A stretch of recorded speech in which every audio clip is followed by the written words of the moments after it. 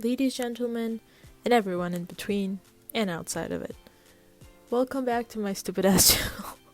What a way to introduce myself again. I have one video up on this channel and it is a mess. And so I thought I'll be consistent. And so I thought I'll be consistent and have another video outside of a complete messy upload schedule that is also a mess. This video is even longer than the other one, so I don't know who watches these and why they watch them. Actually, no, this one I know why they watch them. It is because I am explaining my art process. Yay! Anyways, so in this video I'm going to be step by step explaining my art process, and I'm going to go through it, explain why I do what I do, the method in which I do it, where I learned it from, somewhat. And yeah, that's it. Let's go. So the first thing is you'll see a reference image in my sketches. It is not often that I do my sketches in a digital space immediately. I usually make them traditionally because for some reason it's easier for me to do that. It's probably because I've sketched all the time in university or back when I was in school, etc. I just sketch all the time in class, so it's easier for my hands to sketch itself traditionally.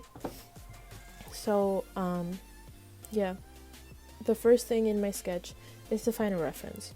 To do that, I usually go to Pinterest or stock images sometimes. This is a random image I found on Pinterest itself that is from a wedding blog or something. It is weird. It doesn't matter what you do as long as you don't trace the reference. You sit there, you break down the shapes into simpler shapes.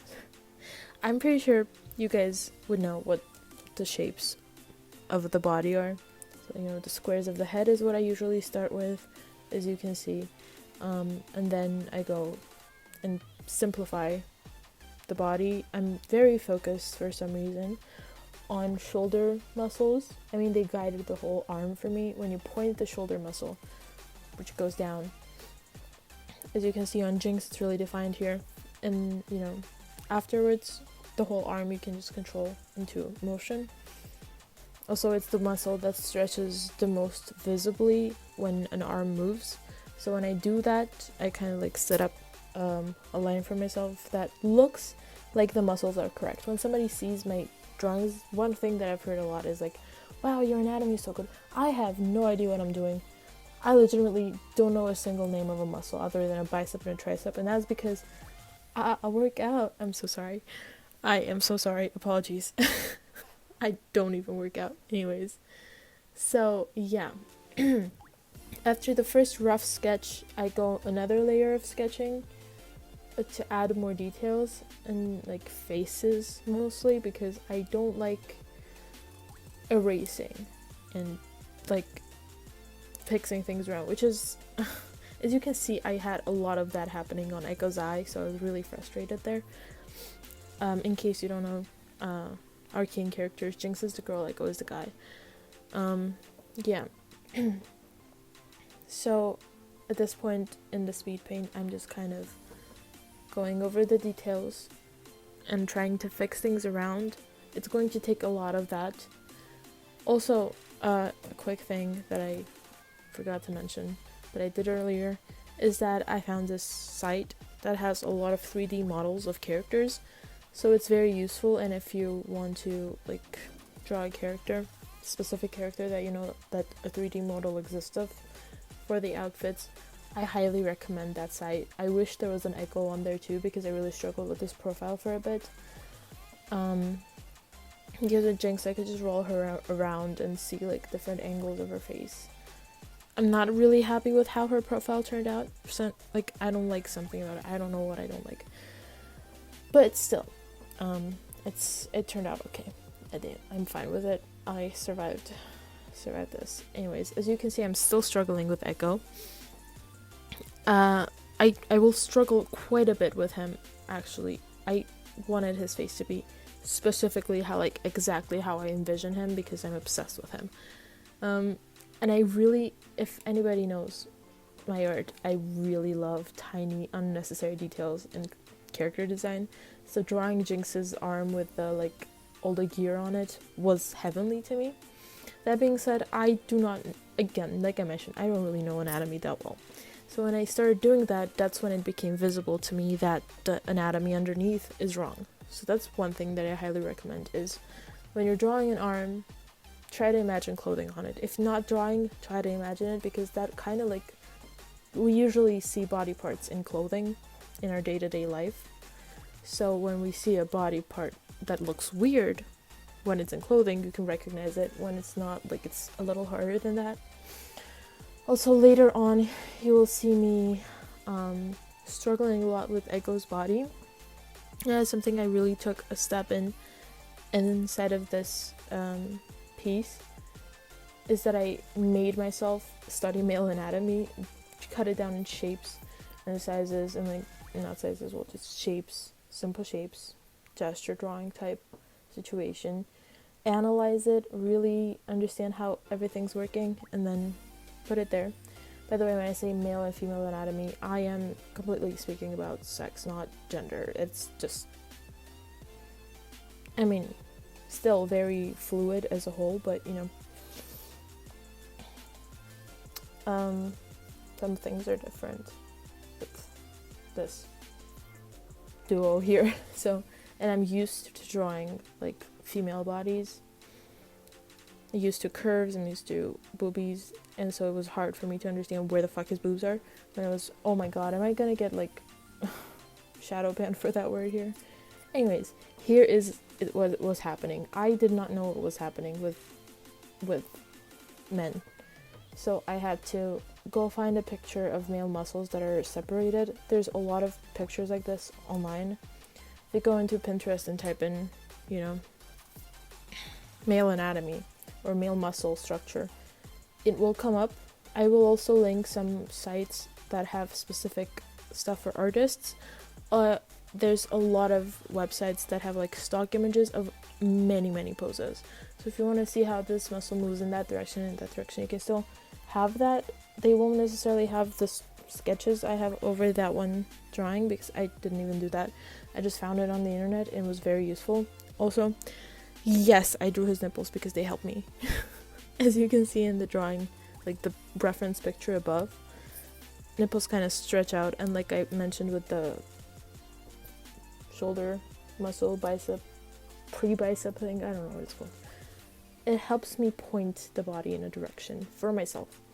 His nipples aren't going to be visible in this piece. I just really needed them there so I can see the muscle moving upwards, because his arm is up, and when his arm moves up, the chest muscles also, pecs, I know the name of that, also move up. I'm really proud of how his body turned out in this. There's a lot of flaws with this piece, with any piece of anybody, especially me, but I learned a lot from this one sketch, and every time you bump into a challenge in art, it is key to sit there and force yourself to learn and to change it, to get better at it, because otherwise there's literally no way you're gonna get better at art. It's just, you have to push yourself. That also happened with Jinx's braids. As I'm seeing, this is the beginning of hell, because I went through so many phases of drawing Jinx's hair, removing it and drawing it again, just moving on to other parts of the drawing and just coming back to it, taking breaks from it, trying to understand how the living hell braids work, because holy shit, was that, I don't even know how they work now. I just kind of automatically started doing them better because I drew it so many times in this one piece. It was so hard. Just it makes no sense to me, because their shapes are moving in so many perspectives at the same time in one little tiny space.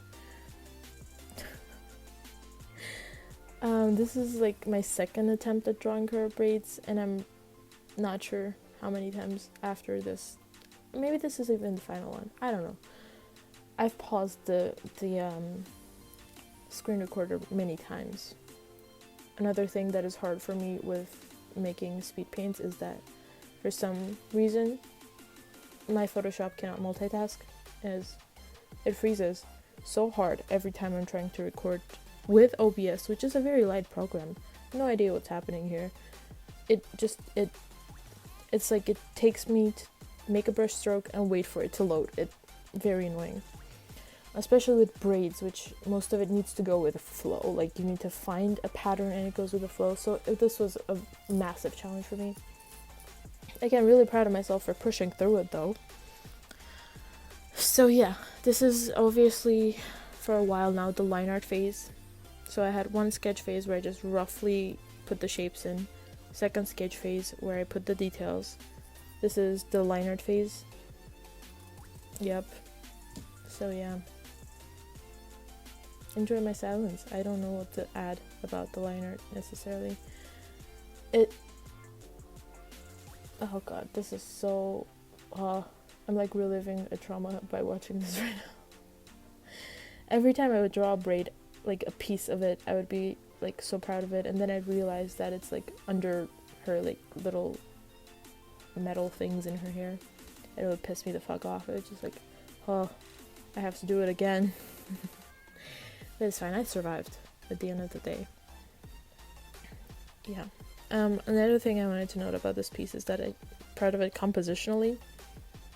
And I sound very proud of this piece, but it's not what actually happened. I hate a lot of things about it, but I'm proud of the composition because the way I circled the braids around kind of sucks the picture in. It makes it concise and like it feels complete because of the braids specifically. I mean, I've done a lot of details, etc., and the line art, like the coloring later on, also adds to the composition, but you know, the braids are like the part that I'm really proud of it compositionally, because they just tie, literally like a rope, tie the piece together.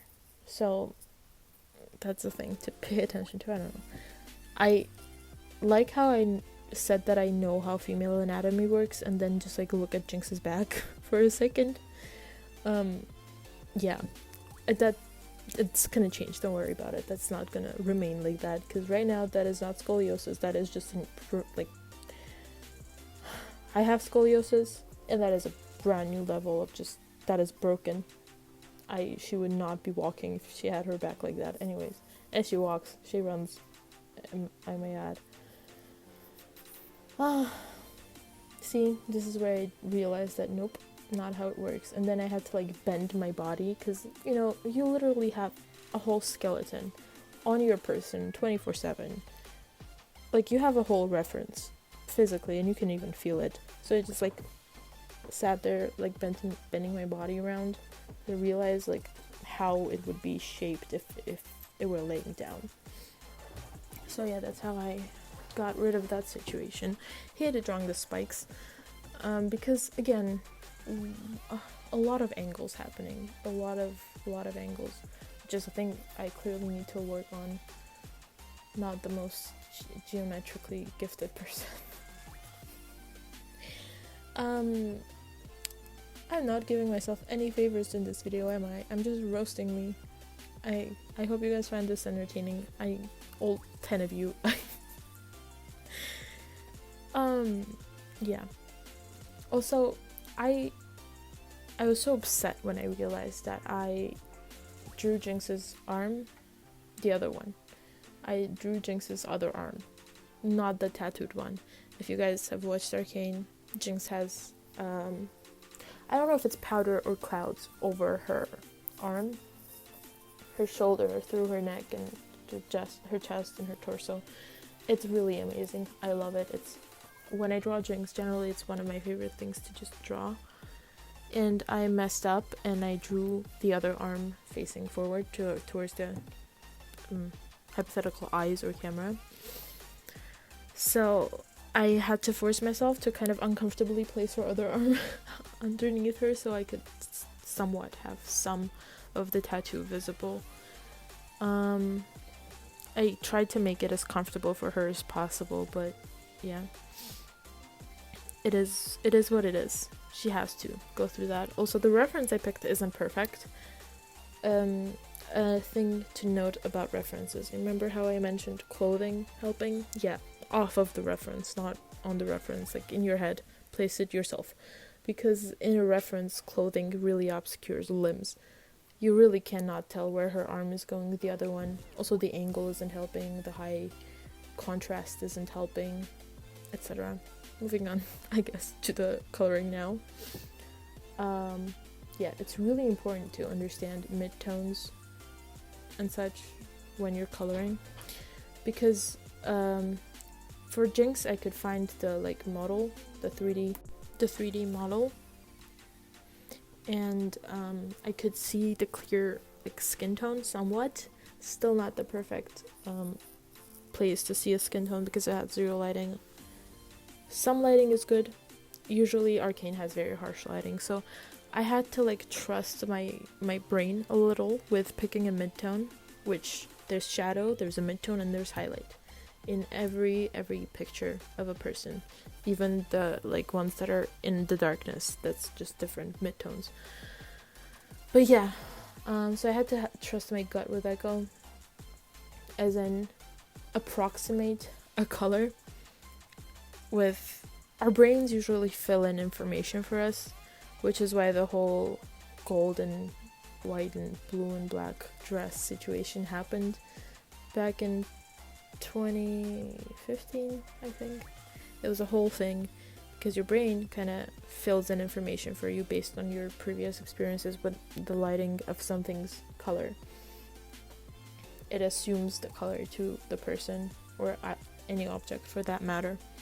So I tried to go with that and it looked correct, and so I moved on.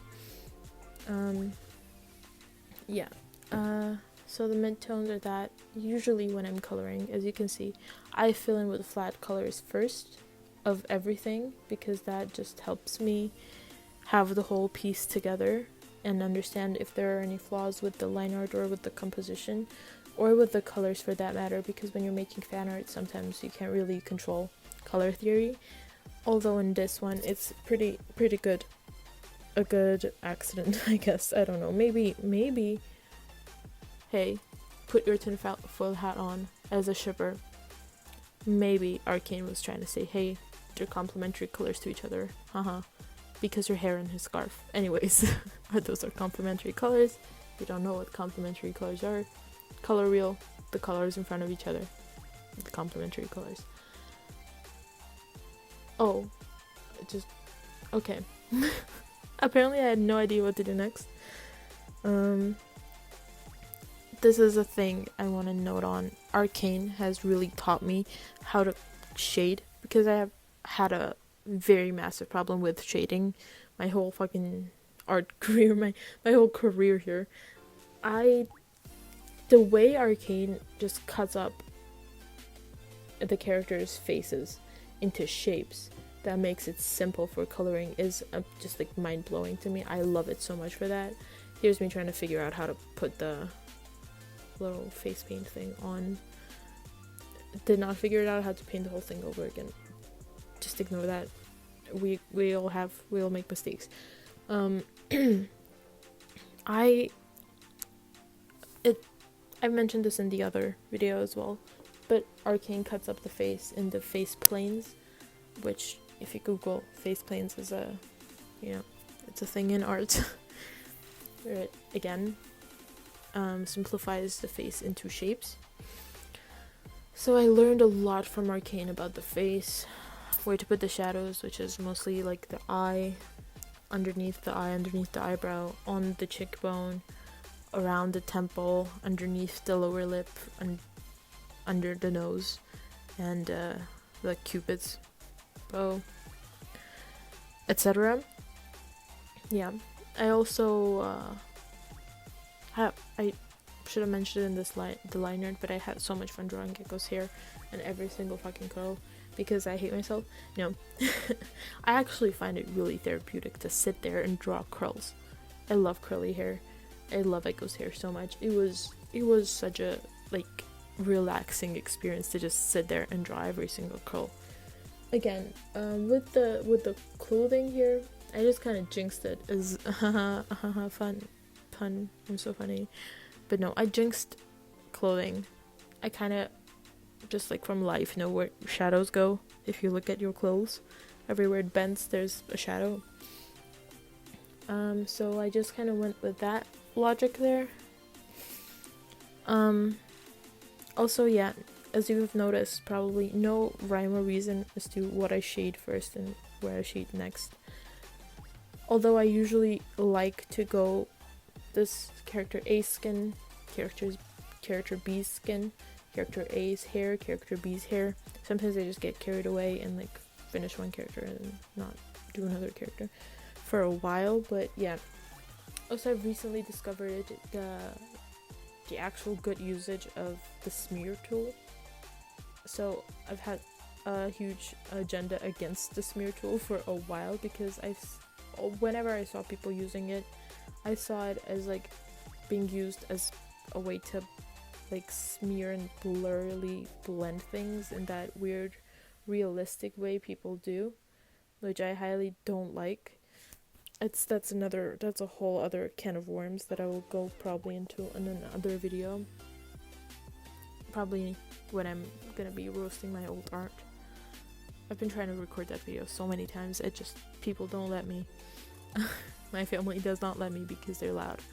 So yeah, but recently I've discovered that if you set up the smear tool properly and use a good brush with it, it is very easily like the most sophisticated tool to use when shading, especially skin and like hair, because you saw it when I was shading Echo. I would smear things around. Usually before this I would use the like gradient tool to add like dimension to the skin, and like it was or the blur tool, both of which are tedious to use. And so this time I kind of like used the smear tool more. Also with my Caitlyn painting I used the smear tool more. With the braids, I just added shading in the middle of it because that's where the hair goes in, and above, that's also where the hair goes inside, and then added shading wherever I felt like the hair would be touching the ground more than on top of any of them. That's what I did, and then highlights are obviously on the parts that are going up, so a braid goes up and inwards. So that's the logic I tried to go with. I don't know if that's really how it works. I just kind of went with it. So yeah, I also forgot to flip the image towards the end, which completely disregarded the whole conflict with the arm situation. I flipped it afterwards, don't worry about it. I flipped it afterwards. When I was done with, well, I went back and had to flip it because hell. But also, I don't know how that made sense, because compositionally, this is the flipped version is the right version. Because our brains usually read things from left to right. Monkey brain just like reads information from left to right, and the light guiding that was the like creative choice here.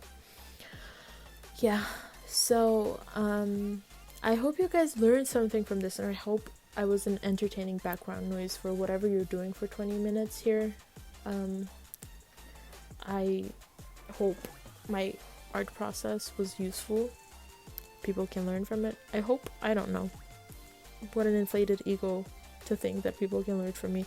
Anyways, I hope you guys found this video useful in one way or another. And I hope to see you next time, whenever that's gonna be. And bye bye.